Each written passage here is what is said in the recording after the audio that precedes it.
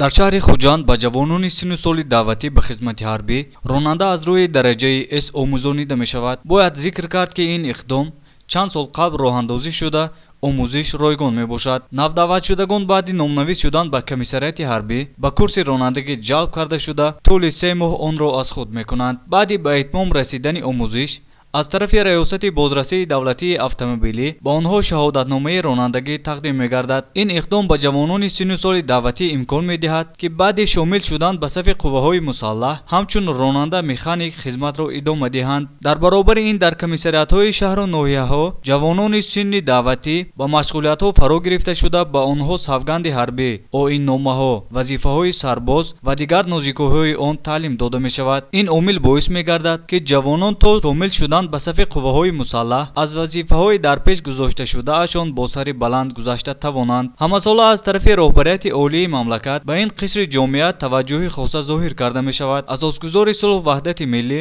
пешвои миллат, президенти ҷумҳурии Тоҷикистон муҳтарам Эмомалии Раҳмон зимни ироаи ҳар як паёмҳои худ аз ҷавонон даъват ба амал меоранд, ки ташаббускор бошанд ва дар баланд бардоштани номи кишвари азизамон Тоҷикистон саҳм гузоранд.